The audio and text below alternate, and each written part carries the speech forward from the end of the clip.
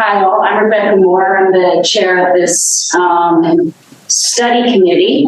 And since we do have a few new faces, very shortly, it would be nice if we could just all go around and just briefly introduce ourselves to get started. I've introduced myself, Ken. Why don't you introduce yourself? Ken Cameron, the program manager. I'm Jim Cornwell, member of the Planning Commission, or Excellent. and the hopefully soon to be reinstated Station Circle study. Oh, good. Yes, there was some Facebook discussion about it. Station. I'm just here to see how we can join these things together. We'd love to have you. Every meeting. I'm Jeff Elmondon of the Public Works Departments. And I'm Lisa Pananos, private school teacher. And I'm Michael Galvin, Secretary of the Planning Commission. Jean Laura. I'm Ben Dale, and I teach at Lower Merion High School.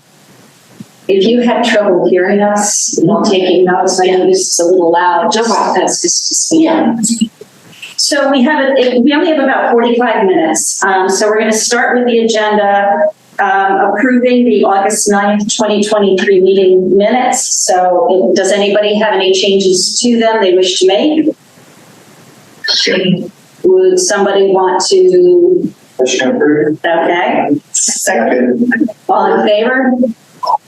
All right. That was quick. The meeting minutes have been approved. So the next item is SharePoint, and that was one that I specifically wanted to add. It's important, I think, that we have a shared space that we can all go to locate materials for the meeting rather than trying to dig through many different email. And do you want to talk a little bit about how we're going to use that, or has everyone been added to it? Just 1 second. I think Sally Anderson is trying to get it out. We're going to see that. Or just, I didn't see one. no, it's like the icon here. There's nobody in the waiting room. Oh, maybe she doesn't have the right. Maybe she hears in the park committee. Thank you. Cinderella.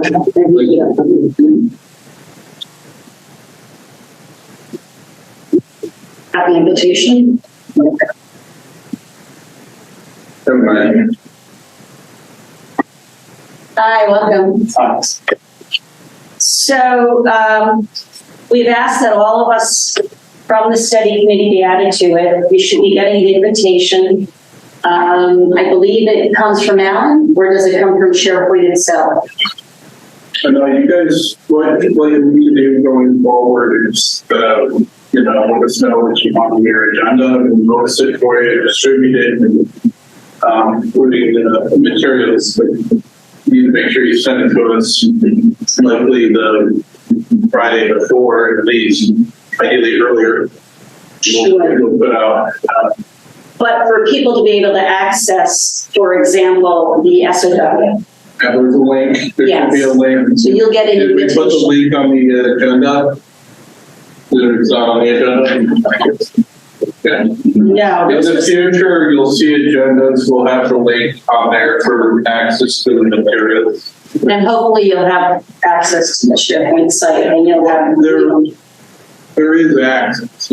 It went out in an email, but normally we would put that link on the agenda too. So for SharePoint, we have to be invited into it, so it's not necessarily accessible to the public. No, this is not a public site. This is really just for working. Not true. Not true. It is accessible. There are certain elements like edits and certain things that you need to have permissions issued by staff, but everything we do here at the committee is not. So if it's put in the hot link to it in the agenda, that agenda would go on the calendar. Right. And the public could view it as well. And let's just make sure for all of that all of these things are, because personally speaking for myself, I know I've had issues in the past when I click on the link and been unable to get in. That's probably just a specific to that document, but we'll just make sure that. In those instances, let us know by email. It's permissions issue. We can, Ellen or I can adjust it and correct that. Sounds good. I think we're still having issues getting in. It says the host is in the middle of another meeting. No, they're in the wrong meeting invitation. I sent the one that you sent out. Which I got from, so, It says, if I'm looking at it correctly, here,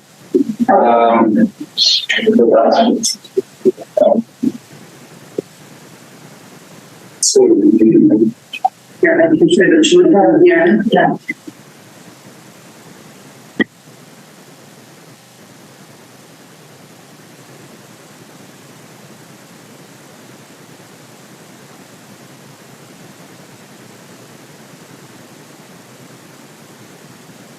I joined from the link, the information that was on the agenda.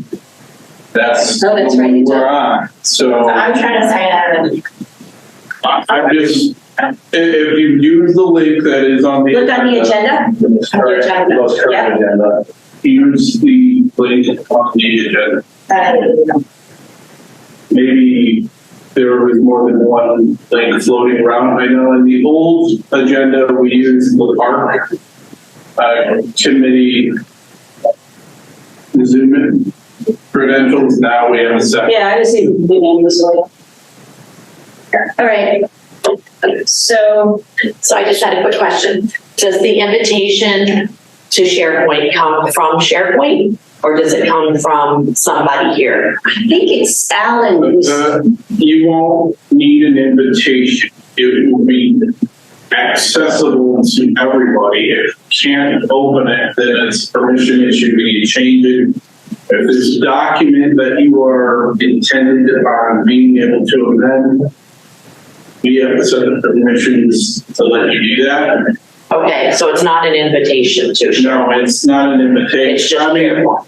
you would get an invitation if you got special permissions for editing, but Okay. otherwise you shouldn't need an invitation to. So we'll receive a link.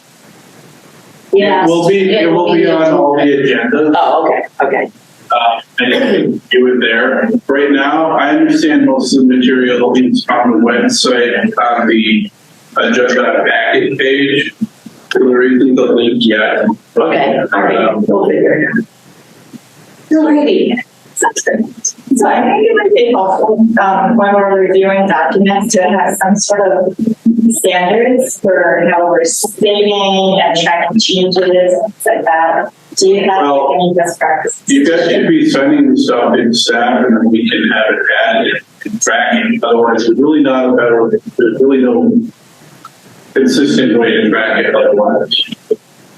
So, you know. Sorry, can you repeat that? When you said any change you want me to send to you, and you add that. Well, there's important thing that you all have to be mindful of. This is a public meeting, public body. We have to meet and make decisions in public. You want to avoid communicating things that could be construed as a decision outside of a public meeting, right? So it's okay for maybe two of you to meet together and work on something, but as you start getting more members, there's a risk violating the open meetings requirements of the state sunshine. So it's very important for you guys to really have the dialogue and discussion and the deliberation at meetings. We can always schedule more meetings. I know you don't, that's not an ideal circumstance, but you know, it's how we have to work and it's a transparent way of working. So it's important for you to do that.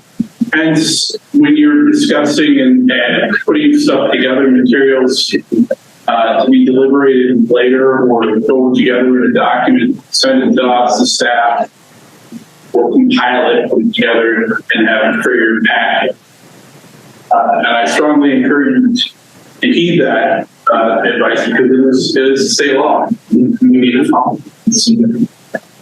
Well, The same goes with keeping track of records of like email and business you conducted. Part of this committee is public record. So, you know, hold on to it.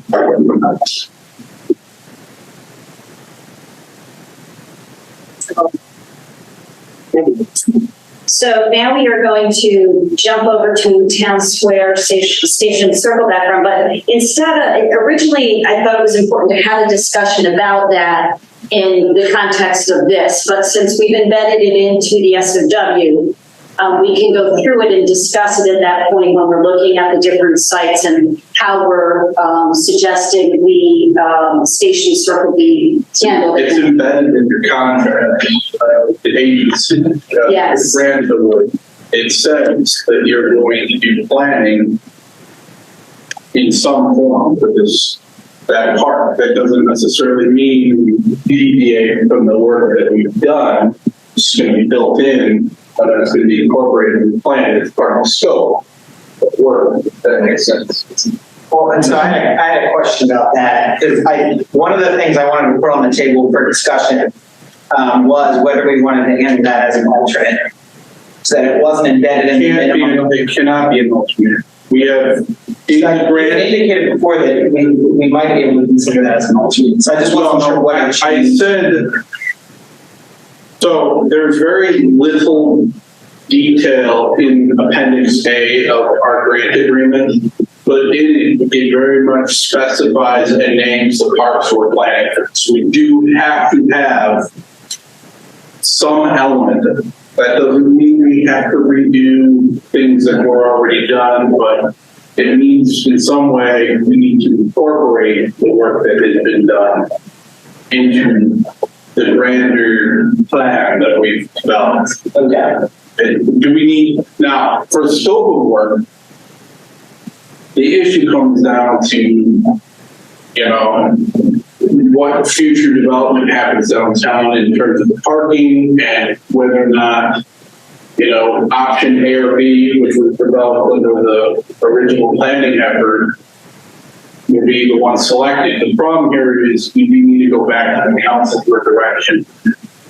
We need to know what the council collectively wishes to do in terms of following through on that planning process, which we left kind of incomplete. Really. So I want to pick up on that, since we have folks from that effort. Can we get some background from y'all in terms of what work has been done, so we know the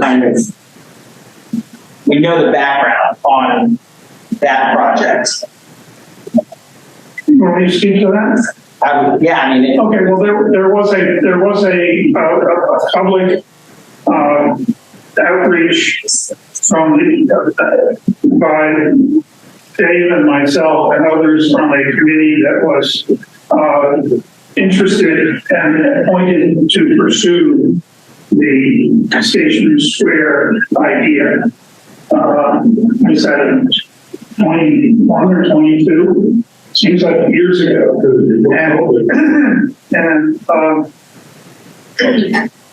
Yeah, it was before COVID. We had 19. We've all been distracted. So that was a very successful effort. It culminated in a visioning session here in the big room that was attended by at least 100 citizens and involved a hands-on exercise of imagining what Station Square, Town Square could be. And a number of ideas were worked out by the attendees of this meeting, which suggested that the current use of it as an inefficient parking structure was inappropriate, and that it could very readily be converted into a much more people-friendly place with many benefits to the town.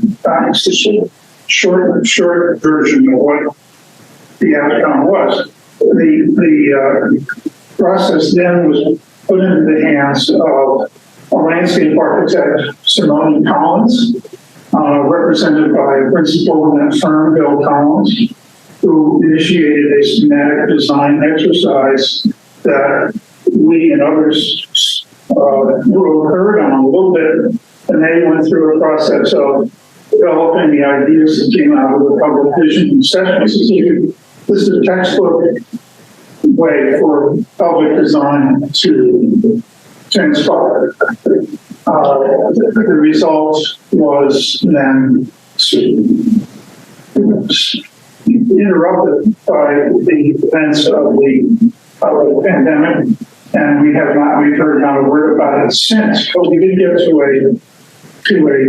conclusion, and I propose that it would be useful to go back and have a reprise of that presentation that was made by the landscape architect, and everyone involved at the time was participating in that. There were some very clear suggestions made, and as a restarting point, it would be useful to see where we got to and have them engaged in the landscape architect to come and give it to us again. I'm assuming that landscape architect, and correct me if I'm wrong, would be included as we send out the RFP. They would have opportunity to then respond to the broader one that would include the other two sites. They might. Sure. If they're interested. The point is, we got to a certain point with this. Yeah. Before the idea of developing Parks and Rec was ever on the horizon. So they're different. These are apples and pears. These. But do we want them to be apples and pears? They're not apples and pears. We're taking undergoing a planning effort at a much higher level than just at the narrow focus of design. So it doesn't have to be uncomplimentary. It can build off previous planning. This doesn't mean we have to disregard all the work that's been done. It just means that as we develop our scope, we are mindful of incorporating all the steps that got us to where we were with that planning.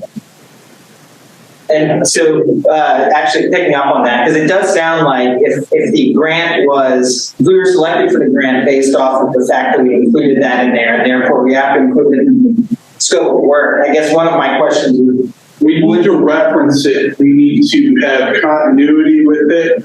We don't have to redo it. It just says we're going to do planning with relation to that park. It doesn't say how we have to. And there might be elements of it to connect to the rest of the. Exactly. All we have to do, because our goal is to come up with a comprehensive park and recreation plan, and we can't do that if we're excluding one of our parks. But what it means is we just have less work to do for that because we've already done a whole bunch of it. And I also think it's important too, because if I remember, I think that consultant come and talk to us at the Parks and Rec, one of my first meetings, I think they came. Yeah. And they talked about it being a town square where you could have people come, you could have presentations, you could have music, like it could really be a town square. So I think it's important that we understand, or at least whatever consultant is selected understands that was the vision for that. Because if we try to treat it like apples and oranges, we're going to end up with perhaps them coming back and making the same kind of presentation for Narber Park or Elmwood Avenue or whatever the other places are. So I think the purpose is what was done there? How did they arrive at it? How do we want to take those elements and look at what else we're trying to do? Are there some slight modifications we might want to do? Maybe not, maybe. Just to make it a holistic, this is Narber's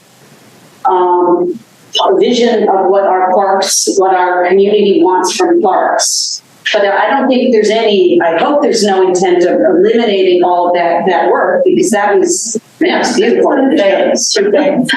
So first of I invite everyone on the committee and the public who wants to learn more about the Station Square project to go on the website. There's a whole project page. It's under projects. I think, I was actually, I don't know, it would maybe nice to add some microlinks into our scope of work document for that as well. Yes, we can do that. it was up there. Yeah, it is. It's part of the baseline requirements under the first section, page 1. But it kind of outlines the whole process from beginning to end, already.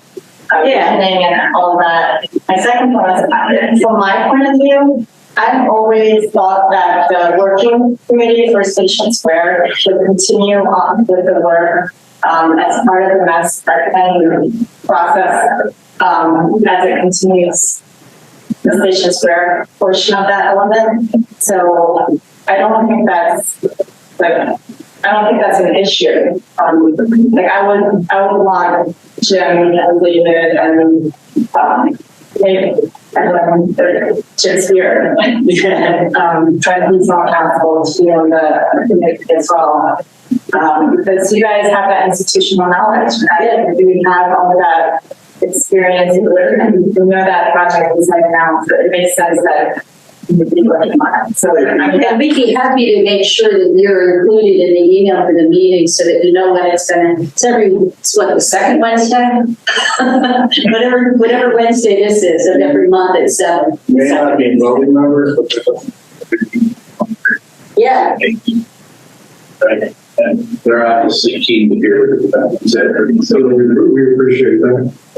Well, again, I would suggest that you get a presentation from the guy who did all the work once we handed it off to him. there's a video of his presentation too, and it may be a good idea to also. Well, I think a new group, Gene, about a new group Q&A of him, that would be useful. Also, keep in mind, this is background.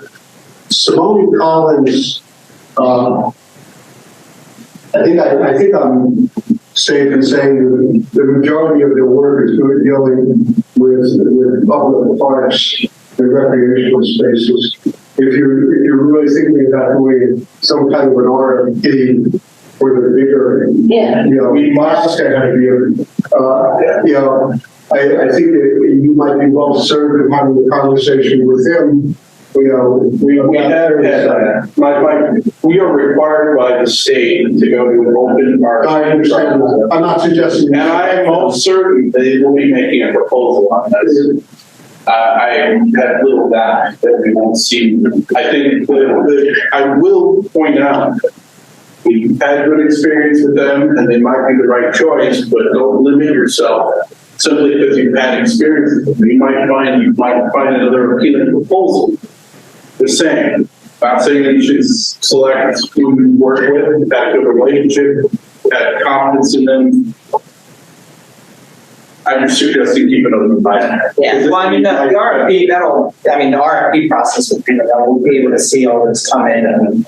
But in terms of the current activities in front of us today, I think one of the operative questions is how we want to structure the information that goes out to all of the different consultants that will be bidding on this as it relates to Town Square, Station Square, because they're all going to have to be on a level playing field, right? Like Simone Collins will have necessarily, if they bid on it, which they may not, but if they do, will have some kind of institutional knowledge, but we're going to have to provide in the scope of work some sort of expectation and lay it out there. And so I guess one of my questions would be, kind of just for everyone to think about, like, what does that look like? How do we describe that? How do we describe what we're expecting from them? And while we have y'all here, I just wanted to ask, since you worked on it, are there specific things that you see as next steps that, because obviously the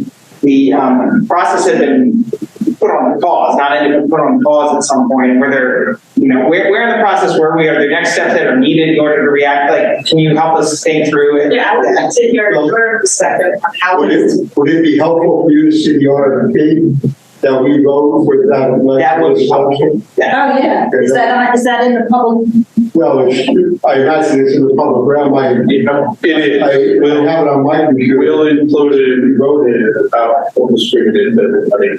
Yeah, I think that'd be really helpful. Yeah. Nominally, the design process got to something that we call schematic design conclusion. I personally don't think we were actually concluded with schematic design because we didn't have a scheme that made a lot of sense. And so what we did, we had elements of schematic design concept. There's further to go. And one of the things that is an unknown is the relationship between the space, or what is now Station Circle, or whatever we currently call it, and the future development of 230 Cumberford Avenue. It's still an unknown because we have yet to see any presentation from the developer of 230 Avenue. I strongly suspect that egress from the rear parking lot will be desired by him to run through Station Circle. That has enormous consequences for the design of the square. It's certainly possible to make that work. And there's the convergence to make it work for the town as well as for the developer. It's a complicated design conundrum that remains to be solved. So we eagerly await an indication of public smoke from the developer of 230. But I think there was an open question. There remains an open question. Kind of a chicken and egg thing. And there was some vigorous discussions at the time about, do we necessarily have to wait for the design of the station's square to move ahead based on what the developer wants to do, or do we as a borough design the station square as we see fit? And the developer will then have to take that as an existing condition in terms of figuring out his vehicular circulation. I think you're right. I think the council needs to tell us if they want to make that decision or if they want to call it. They want to send it out to the committee and obviously get involved. I can say that I know there's a good likelihood there's an application coming in the next. This is a great opportunity for us to utilize this funding source to help pay to finish that planning process. Bringing in the previous consultant, rehash what we have is okay. I don't see any problem with that. It's an added expense. I don't know if it's something to be incorporated in this project. We figure it out. But, a good planner should be able to carry forward the efforts and experience and the plan. And I think it was pretty well laid out what you guys had accomplished, both design and, the written objectives. I don't think that's going to be hard for us to carry that forward. But obviously, with condition changes, I think we need to possibly revisit it again. And there's going to be a lot of parking. I've heard the lots of at least 23 spots in the parking lot behind. And so the other question is does the borough want to utilize the square for parking? Or do we just want to have it for full recreational space? It's a question that needs to be asked. Just tell them the answer to that. It's my understanding from council that we were waiting for one thing, we didn't have a borough manager for a long time. So it was trying to move forward on anything without a borough manager. And secondly, we were also waiting to have more concrete plans from the developer to matter. So it sounds like all of that is happening very quickly. So I think we can deactivate the project once that happens. So this is great discussion, but we only have about 15 more minutes, and I want to make sure we also particularly cover the community aspect of this. How do we want to leave, though, this part of the discussion about Station Circle in terms of its inclusion and how it's included in the RFP? do we have to come to a conclusion tonight? And we leave it up to you and others to come up with that? You don't need it tonight. I mean, just word it in a way that you can include the scope of work if you need it. And, we'll leave it in there as if we expected, and we don't say, well, we don't want that same level of scope of work for the other element, for that element. And everybody is okay for that in terms of the committee? Okay, good. So now we're in the public participation. And if you want to, does anybody have any thoughts or ideas about what's in there? Anything you think is missing?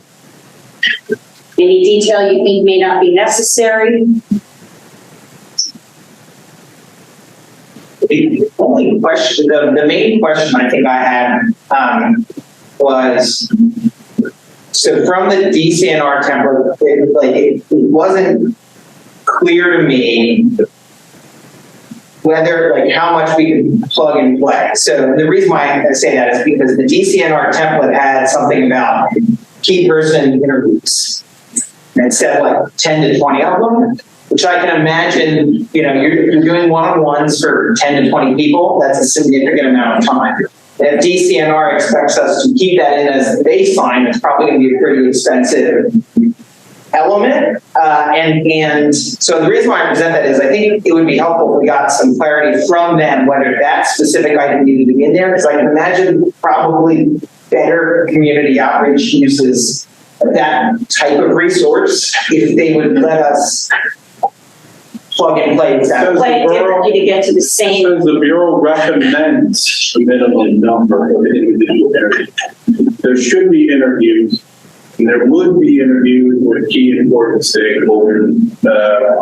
Typically, it's staff, it's leaders of other local government jurisdictions like schools and other things like that. And there's no problem with us expecting a certain number of interviews. The question is if we want to take it to a much higher level. So I think my question is, can we turn that into an alternate instead of having it? Making it a requirement. Right. I think there should still be interviews, but that's where you work hash out those details when you actually have selected a proposal. Question for I think it's a question for DCNR, so we need clarity from them on that. They want interviews. That's my interpretation is they want interviews, so I wouldn't exclude it. Well, but how many interviews do they want as a minimum? They say typically between 15. I don't think you need to specify that level of detail. I think there's it's not clear to me exactly at that point, right? It sounds a little switchy. So I think we should just kind of get something from them in writing so we know what they're. But we are assuming that Yeah. So DCNR is the Department of Conservation and Natural Resources. Got it. Sorry. I just wanted to make sure. That's what I thought. That's what I it thought. will be a quiz. These acronyms. That's what I thought. I just wanted to make sure. Generally, we get confession when we met with the project advisor that we were to follow the template, we have those verbatim requirements, and then we would use that listed. That was somewhat of my impression. My understanding is there is interpretability here. There is ability for us to customize it based on our needs and what we desire to get out of it. And it's clear when I read this, there is room for us to work within their minimum expectations. They want, at minimum, they want in-person outreach. They want to have interviews. They want us to have a study committee that has a level of representation we may not already have, although we do kind of have most of it. But you'll see there they have recommended, religious leader, member of regional planning commission, other things. These are not necessities. But they're recommended, developers, real estate agents. We don't have any of that even now. There's certainly no problem with inviting these people to be, Resources. Yeah, to come and attend meetings and participate, and that may help improve our planning efforts. They're not necessary. Yeah, I thought that the original composition of this committee was given to DCNR, and they approved the roles that were selected to sit on this committee. That's as I understood it. They have a recommended list of representation, and I think our initial list that we gave them, the feedback that we received from them was that we needed less people who were sitting boards and commissions and more Public representation. And with that said, I realized that I didn't give Gary or Sally, who are online, an opportunity to say something. Raise your hand if you if you have any comments. I'm sorry, I didn't recognize you before. It took a second to get in because there was a glitch with the Zoom. Hi, everyone. My name is Sally Anderson, and I apologize for not being there last month. But the one thing, there's a couple things. I'm here representing the Shade Tree Commission, and one of the things I see under baseline requirements, there's public meetings, 2 meetings. Neither, can we change that to 3 meetings and include them to sit in front of the Shade Tree Commission as well? Can it be that we can invite the Shade Tree to these meetings as opposed to having a separate one for just the Shade Tree Commission? Let's have a quick discussion about costs. Okay, every time we do have in-person meetings, they are incredibly valuable to our process. They will add cost to our scope of work. I'm not saying that we should exclude them. I want to see in the RFP an encouragement that those who are putting proposals forward provide us with recommendations for giving an additional amount of public outreach activities, including hosting public meetings.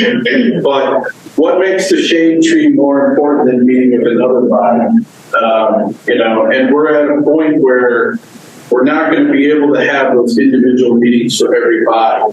But that doesn't mean we will invite these committees that come and provide their insight, or whether or not we wouldn't have the consultant go and do an interview. That's interview options are there too. So, but these are questions, right? What about? Yeah, no, I can appreciate that. What about, there was also another mention in the scope of work about going on site visits. Can we at least ensure that there's someone from the Shade Tree Commission on that site visit? Well, you would be invited anyway, Sally, so absolutely. Yeah, okay. No, there would be no discouraging of anybody from participating in this. We want it to be inclusive. We want it to be representative of the community. And so the goal is not to exclude anyone, really. It's to solicit as much input as we can. And, the same goes for any other committee that might feel they have value to add to this, that we want them to feel welcome to become part of it. Now, whether or not we can cater a specific meeting around each individual committee, that's something logistically and cost-wise we may not be able to accomplish. That doesn't mean we can't get their input. No, I understand, and I can appreciate that. Yeah, I just, I was just concerned because our main priority is to make sure that there is some tree protection plan in process of part of their bidding. There's standardized practices, but I think it's important to make sure, as far as a tree protection plan, that it should be it should be specific to our site. I don't know if there's anything in the scope. I don't think we're doing a tree protection plan within the scope of work. It is. It's included liner and under the content is mentioned. I don't see it. Find it. I don't. It's about the natural resources and tree canopy and. Yeah. So if we get into tree inventory and getting into a more in-depth planning on that, that's going to add expense to this project. So it's mentioned in a couple places. Yeah, again, this is why I think it would be really important for us to get clarity from DCNR because they have so many of these types of items in there. I can tell you we're going to cover it, but we're going to cover it at a much higher level in the detail, right? Because the scope of our work is really about planning the individual parts, but we may not come up with every detail of implementation or how we're going to approach projects. For instance, even, on an urban forestry front and managing trees and where we place them, those elements may be incorporated a little bit in the design, but I doubt we're going to be able to cover the complete comprehensive scope of what we would put into that level of study. What do you think about our approach where I think it's easy to start with the detail and then go to DCNR and if you feel strongly that? I don't. They are giving us flexibility to work within their criteria. It doesn't say that we have to incorporate it, but I know based on our values, we obviously want to have some sort of environmental component to it. But the question is, what element do we take it? Because if we do ask for more specificity and more detail, it will become a more expensive component of the project. And I don't have a problem with that. That's totally fine, but we need to structure it in a way as it is a project alternate so that we can select it if it's within our project capacity to do so. And we don't want to have ourselves with an RFP that includes elements that were optional, desirable, but optional, and now we're over budget and we can't accept that proposal even though we want it. Well, I think part of the issue is it's not clear. It's not clear to me what things are required versus not. And my only question is, if we take the assumption that everything in here is movable in some way, shape, or form, put it together and send it to them, and they kick it back to us, what does that do to the timeline? How far behind are we? Is it better on the front end to just get that clarity so that we don't have 2 years? No, but he's trying to get the RFP out. Exactly. He's talking specifically about sending them, when this is cleaned up, sending them this that has the required and then alternates, treating it like that, and first finding out what needs to be treated as an alternate versus a required. And from that, then that's how we're going to be able to find out whether DCNR agrees with the direction we're going, but also make sure that we're not treating everything like a requirement. Right. And that brings I me. can guarantee you, going into an intensive study area about, let's say, how we're managing trees and our tree inventory and all those sorts of things, I don't think that's the intent of the grant. And it's within the purview, and it's certainly, it makes sense to consider it as an alternate, but I do believe, and I've read the material quite extensively, it's not required. They're suggesting different elements that we might find helpful in the study process. And they're good suggestions, but they're definitely not requirements. Does it pose a lot of difficulty to ask them to give us something in writing that says, hey, I'm just confirming for you guys that you don't have to take the template as gospel and you can revise it as you see fit? I would turn it around and just say, look, if you're comfortable with what you have in here for scope of work, let's present it to them and see what they say. I mean, well, a lot of it remained unchanged because we thought that they were going to require it. We might structure it differently. I have a question. It gets to that, and the key person interviews that are now under alternate. I kind of heard from this discussion that we want to move that up into the required baseline requirements, and then from them find out how many of those interviews with key people are required. I kind of think that some of the things like focus groups are more valuable than individuals. Just because the amount I've done so many focus groups. Well, but the amount of resources that it takes to meet with one person per se an hour, Right. when you might be able to actually, and you have different types of, I mean, it's just. I would say the infield might be more, but Yeah, or that. Focus groups, you're getting. My problem with that is after years of working in nonprofits, people treat focus groups like they're statistically valid, and they start making these decisions based on what 10 people in a room said versus it's only directional. They're just saying, yeah, it would be really nice to have, a badminton. Well, I totally agree with that. Infield, I think, would be also more valuable than Where you're going here is exactly what I anticipated.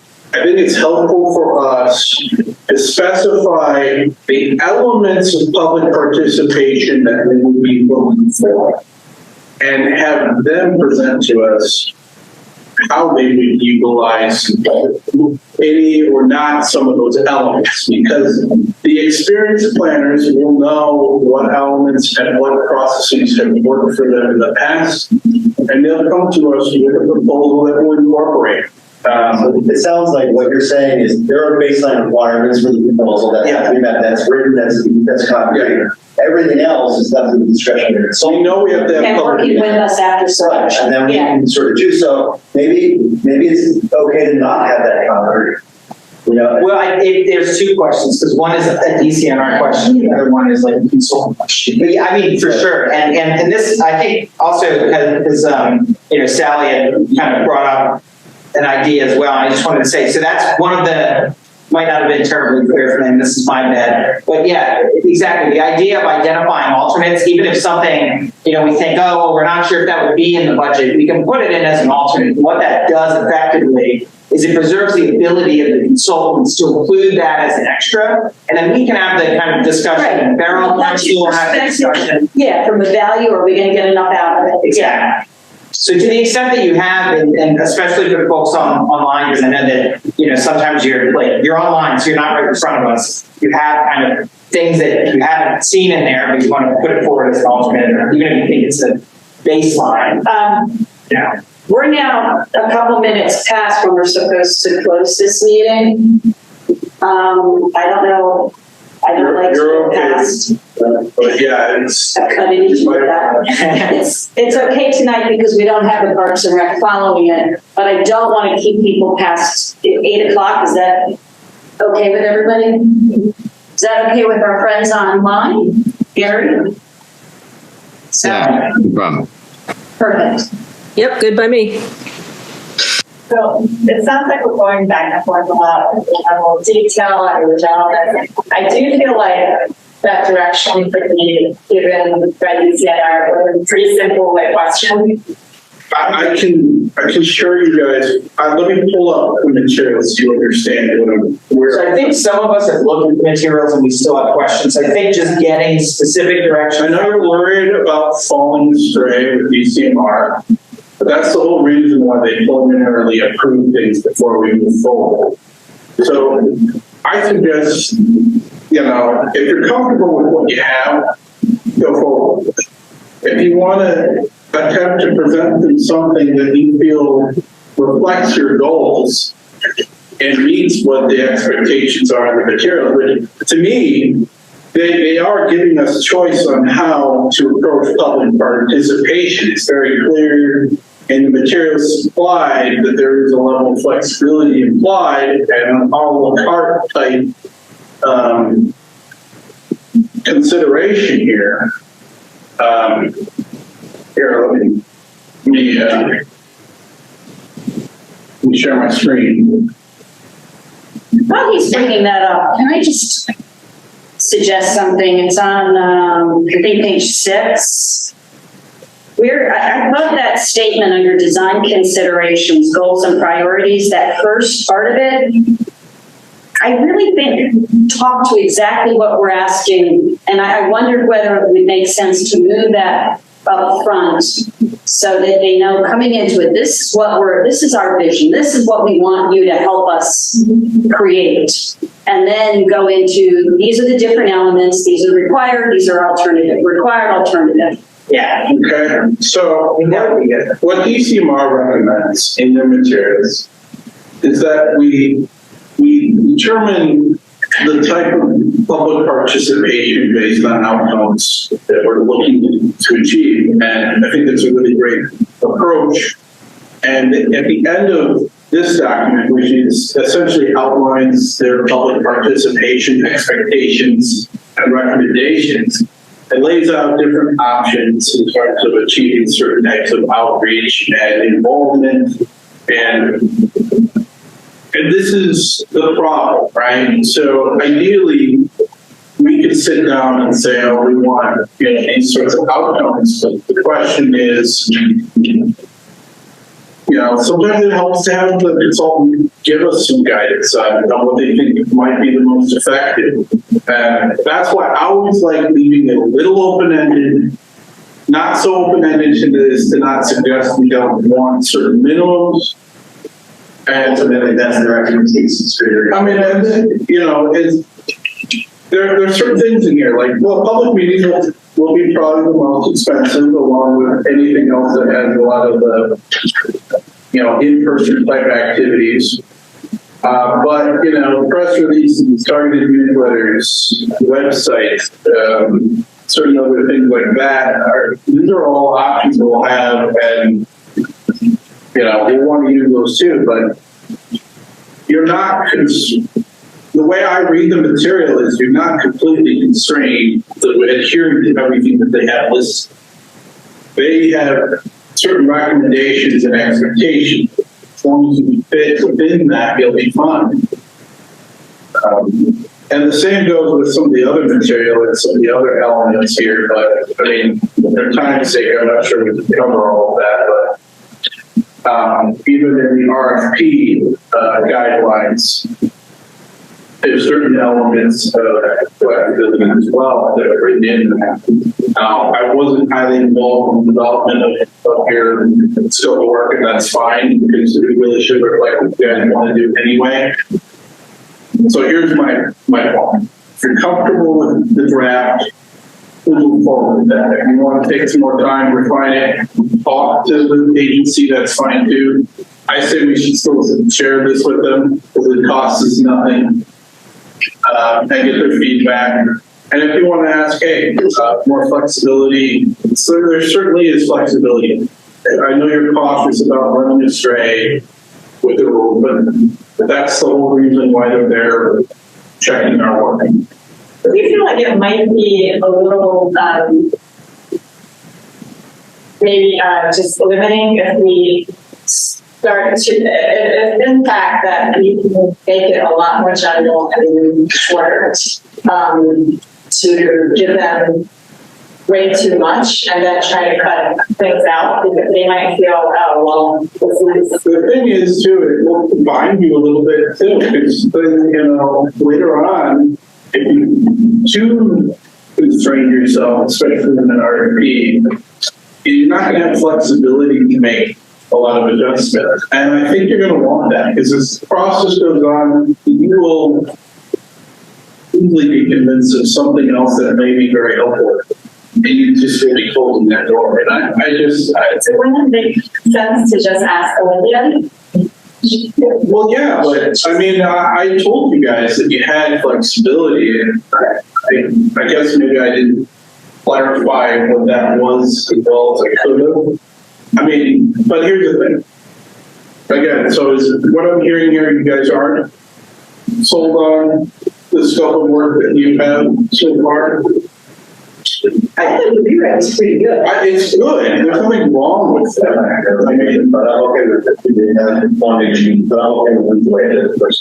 Yeah, and you tell me if this works or not. They don't want to fall astray of open meetings rules. But if the study committee members individually, because granted, like folks just got this like last night, this morning,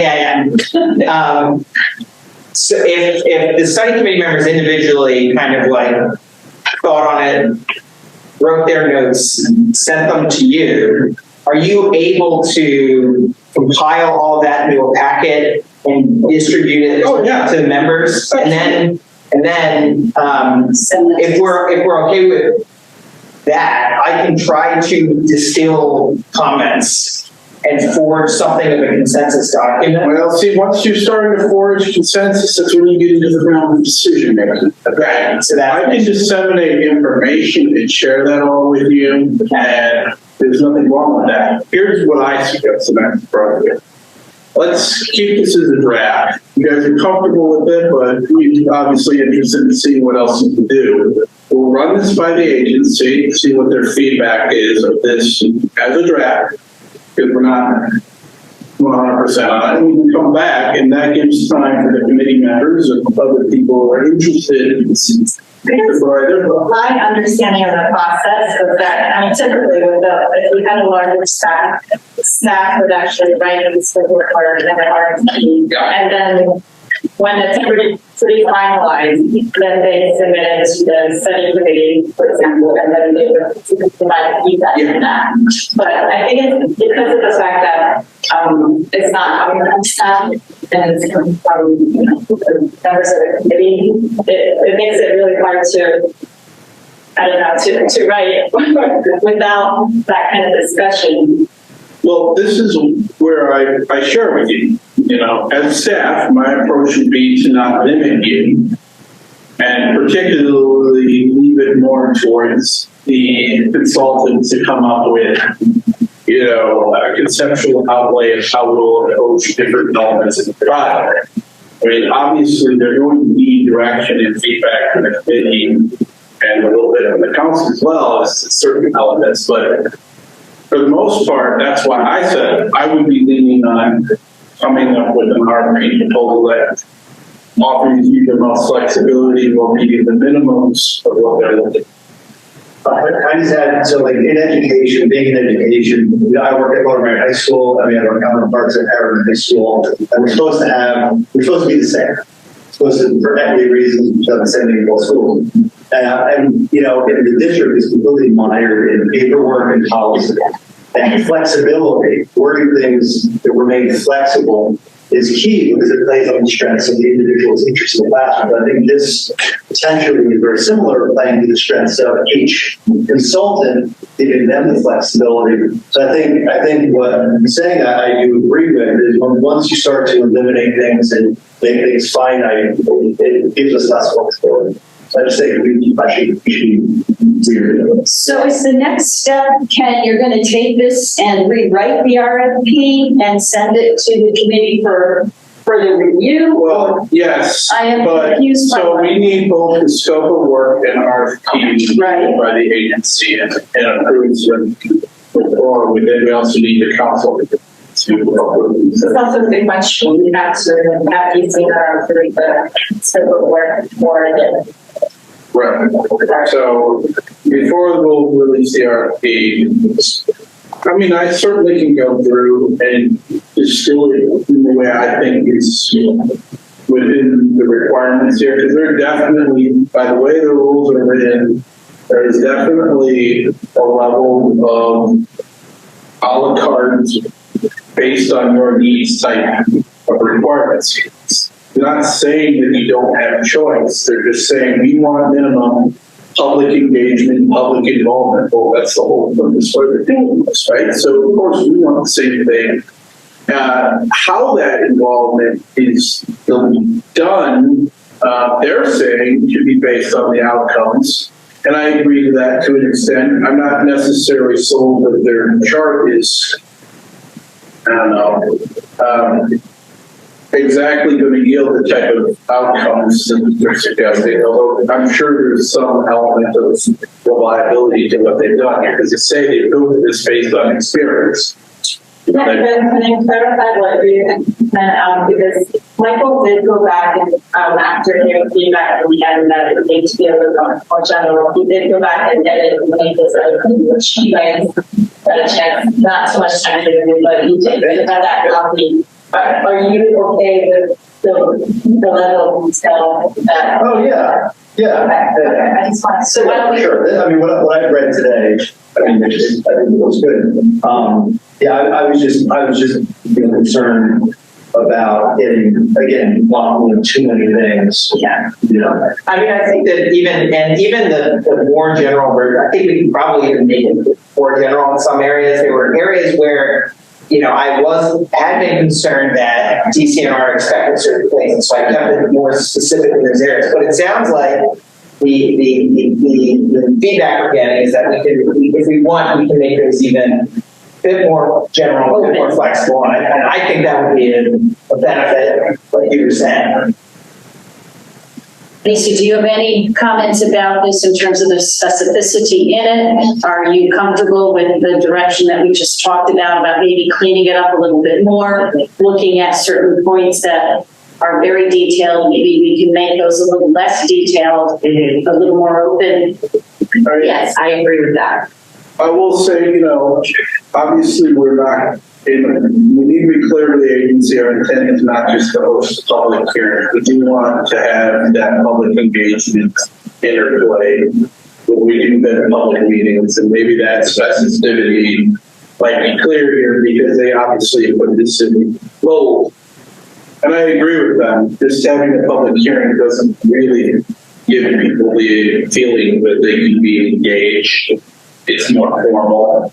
Having a more informal type meeting structure where, there's breakouts and stuff like that, that's going to be the most effective way to solicit people's involvement from attendees. So, but that's what makes those elements more expensive. There's somebody more time, travel, or but we want those. But the question is, are we going to say 3 when it takes us over budget? I'd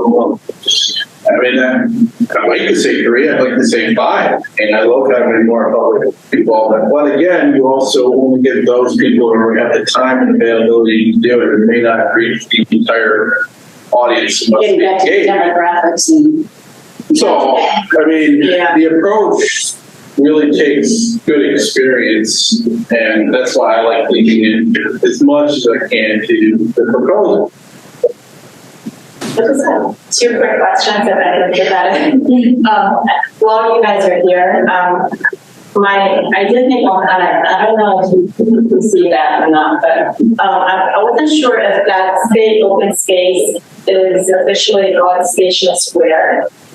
I can't hear you. Did you use it named Station Square? We haven't nobody decided what it's named. This name has floated back and forth over time. It will. One thing we know is that it needs to be associated more with the town as a whole than with a liquor store or the train tracks. It needs to have a more It's technically Station Circle. a more holistic, sounding name. Okay. So Town Square was where we started. Yeah. Right. And I noticed in conversations over time, it sort of morphed into Station Square. Well, also in the finance. I'd like to go back to Town Square. This is really about the town. Yeah. Not about Because right now it's train tracks and liquor store. Yeah. And parking. Well, keep in mind, this is planning process, not the elements. You've read your parts. Yeah. branding. Could be the Jim Cornwell at Dave Brower Square. There you go. All it really takes is a resolution of the council, and you have a formal name. But obviously, they're not going to want to name it unless there's been good community feedback. And so that could definitely be an element we include in the project. Gary and Sally, I'm sorry, you want to comment? Oh, yeah, just a second quick question. I know we talked a little bit about security analysis and elements of that and incorporating that into the scope of work somewhere. So I thought, I couldn't really fit it in a great place, but I thought it made the most sense under E, activities or facilities analysis, and it just says, recommendations for insurance coverage, safety signage, police patrolling methods, process for routine inspections, hazard abatement, and the goal of protecting park facilities, recreation areas, natural resources, and visitors and managing risk. I don't know if that makes sense. How it's written in that section. It makes sense. It's probably more detailed than I'm usually accustomed to in this structure, but is that what the agency wants? Maybe. Obviously accessibility is another element that most of our playgrounds lack. And, so I would assume. Accessibility is written here. I know it is, and I think it's important that we have that element specified, but I wouldn't say it's bad. I wouldn't say that what you wrote is inappropriate in any way. I think it's good, and there is an element of interpretation that needs the professionals who did this and put a proposal together, and I think they can figure that out. It could be confusing them, and if it is, we can always explain. That's why we leave contact information with our team. Okay, Gary, Sally, are you still, yeah, great, Sally, do either of you have any last comments you want to make? No, guys, yeah, I'm good. You guys are doing a great job. I'm just trying to get my legs under me here. Yeah, likewise, but thank you. Okay, great. All right, so with that, are there any last comments from anyone here? So we are going to adjourn. Our next meeting is scheduled for October. We're in October. No, we're in September. Yes, September. I'm trying to see where it is on here. Study committee, October 11th, 7 p.m. here. We hope to see everyone. Thank you all for joining. And we're now adjourned at 8:06. Thank you. Thanks, guys. I'll get your email so I can make sure that I include you.